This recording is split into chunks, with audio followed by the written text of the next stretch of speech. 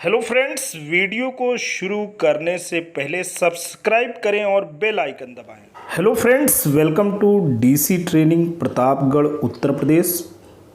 दोस्तों, मिशन प्रेरणा कार्यक्रम, जी हाँ दोस्तों, बुनियादी शिक्षा यानी बेसिक एजुकेशन में गुणात्मक उन्नयन के लिए, क्वालिटी ऑफ एजुकेशन को इम्प्रूव करने के लिए उत्तर प्रदेश सरकार के द्वारा एक महत्वाकांक्षी कार्यक्रम शुरू किया गया है जिसका नाम मिशन प्रेरणा है। माननीय मुख्यमंत्री श्री योगी आदित्यनाथ जी ने शिक्षक दिवस, जी हाँ दोस्तों, 5 सितंबर 2019 शिक्षक दिवस की पूर्व संध्या पे मिशन प्रेरणा कार्यक्रम का शुभारंभ किया। इसके माध्यम से बेसिक एजुकेशन की जड़ों को पुष्ट किया जाएगा। ख़ास तौर पे मिशन प्रेरणा का जो फोकस है वो फाउंडेशनल लर्निंग को इम्प्रूव करना है। हर एक शिक्षक भाई बहन को ये बिल्कुल जानकारी होनी चाहिए कि मिशन प्रेरणा कार्यक्रम के अंतर्गत प्रेरणा लक्ष्य क्या है। जो लक्ष्य जिसे मालूम है वही अपनी यात्रा को पूरी कर सकता है। बिना लक्ष्य के बच्चे दिग्भ्रमित हो जाएंगे, शिक्षक दिग्भ्रमित हो जाएंगे। तो कुल मिलाकर के मिशन प्रेरणा जो फ्लैगशिप कार्यक्रम उत्तर प्रदेश सरकार की है, उसमें सारे शिक्षक भाई बहनों को प्रेरणा लक्ष्य बिल्कुल कंठस्थ होना चाहिए। तो आते हैं, आज हम इस बात पे करते हैं कि प्रेरणा लक्ष्य संबंधी एक प्रिंट रिच मटेरियल वायरल हुआ जो दोस्तों सही नहीं था।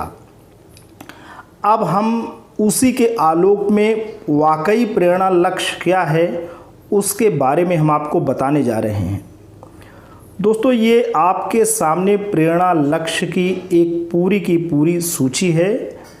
प्रेरणा लक्ष्य की अगर हम बात करें तो मिशन प्रेरणा में जो भी प्रेरणा लक्ष्य है वो कक्षा 1 से 5 तक के बच्चों के लिए ही निर्धारित है। उसमें भी अगर हम फोकस करें तो भाषा और गणित पे ही पूरा का पूरा फोकस है, क्योंकि ऐसी मान्यता है कि भाषा और गणित की बुनियाद अगर दृढ़ होगी, अगर ये बुनियाद सशक्त होगी तो इसके ऊपर अन्य विषयों की इमारतें आप बिल्कुल खड़ी कर सकते हैं। और सबसे बड़ा फोकस केवल बुनियादी जो लक्ष्य है उसे पाना है। यहाँ पे जो भाषा और गणित के लक्ष्य दिए गए हैं वो न्यूनतम हैं। गौर करें, यहाँ जो बातें हो रही हैं सीखने सिखाने की वो न्यूनतम है। इतनी जानकारी होनी चाहिए। अगर बच्चा इससे ज़्यादा जान लेता है तो अच्छी बात है, लेकिन ये जो मानक सारे शिक्षक भाई बहनों को बताने जा रहा हूँ ये न्यूनतम है। इतनी जानकारी प्रत्येक बच्चे को होनी चाहिए, तभी आप प्रेरणा लक्ष्य को पा सकते हैं। तभी मिशन प्रेरणा का जो कार्यक्रम है उसका सफल क्रियान्वयन आप कर रहे हैं। तो आते हैं, शुरू करते हैं भाषा से।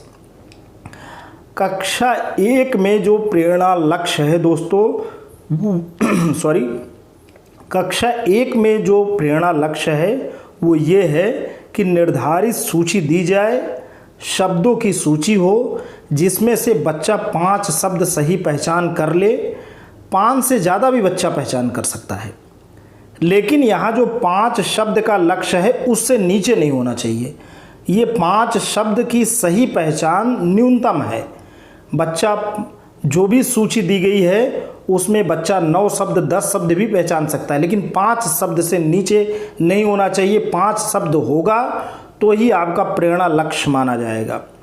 कोई भी आर्टिकल या कोई भी अनुच्छेद बच्चे को दिया गया हो वो 20 शब्द, कोई भी शब्दों का समूह हो उसमें बच्चा 1 मिनट में 20 शब्द प्रवाह के साथ पढ़ लेता हो तो आपका प्रेरणा लक्ष्य पूरा हुआ। किस कक्षा का पूरा हुआ? कक्षा 2 का। और कक्षा 3 में ये जो प्रिंट रिच मटेरियल पहले अवेलेबल हुआ था उसमें 35 शब्द हैं दोस्तों, ये गलत है। इसीलिए मैं पहले ही प्रिंट रिच मटेरियल आपके सामने रखा हूँ ताकि आप जान लें कि सही क्या है, सही प्रेरणा लक्ष्य क्या है। तो कक्षा 3 में कोई भी अनुच्छेद हो, कोई भी आर्टिकल हो, वहाँ पे बच्चा 30 शब्द 1 मिनट की प्रवाह में वो 30 शब्द पढ़ लेता हो। जो भी शब्द समूह दिया गया हो, 1 मिनट में बच्चा 30 शब्द पढ़ने की क्षमता अगर अर्जित कर लेता है तो आपका प्रेरणा लक्ष्य पूरा हो गया। अच्छा, कक्षा 4 में हम आते हैं तो भाषाई क्षमता में अगर हम देखें तो कोई भी यहाँ पे जो बात हो रही है, कंप्रिहेंशन की बात हो रही है, समझ की बात हो रही है। बच्चा कोई भी अनुच्छेद है उसे पढ़े और उस पे आधारित जो प्रश्न हो उसमें से 75% प्रश्नों को बच्चा समझ करके सही उत्तर लगा ले। 75 से ज़्यादा भी हो सकते हैं, हो सकता है कोई भी आर्टिकल हो और बच्चा पढ़े और उसमें जो भी प्रश्न दिए गए हो, 5 प्रश्न दिए हों, 5 सही कर ले, 100% उसका हो गया।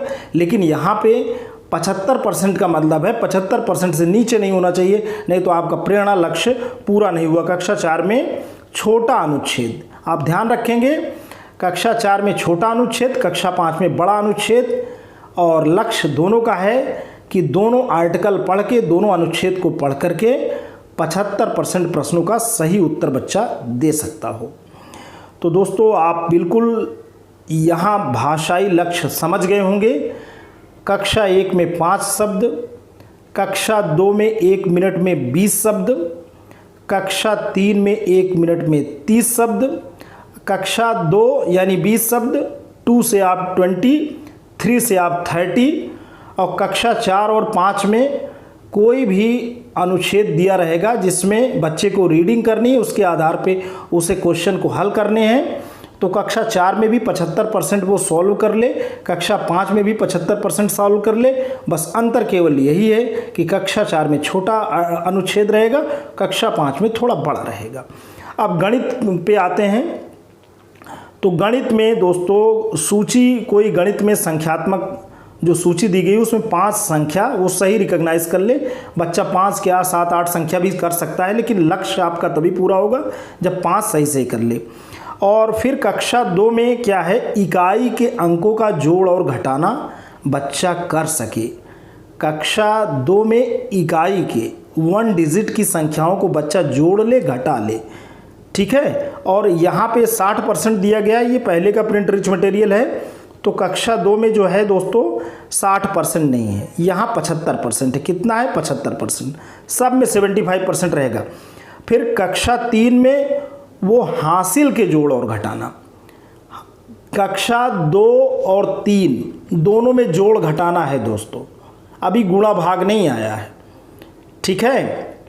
तो कक्षा 2 में इकाई के अंकों का जोड़ घटाना कर सकता हो, कक्षा 3 में हासिल के अंकों का जोड़ घटाना वो कर सकता हो। और कितना कर सकता हो? 75% प्रश्नों का सही हल कर सकता हो। और कक्षा 4 में वो गुणा के जो प्रश्न दिए गए हों उनका जो है 75% सही हल कर लेता हो। और कक्षा 5 में भाग के जो प्रश्न दिए गए हों उनका 75% वो सही हल कर लेता हो। तो दोस्तों, ये प्रेरणा लक्ष्य आपका क्लियर किया। मैं इसलिए पुरानी शीट उठाया, नई शीट भी मैं उठा सकता था, लेकिन मेरा उद्देश्य था कि इसमें जो भी विसंगति है उसको दूर करूं, आपके सामने जो सही प्रेरणा लक्ष्य है उसे आपके सामने रखूं।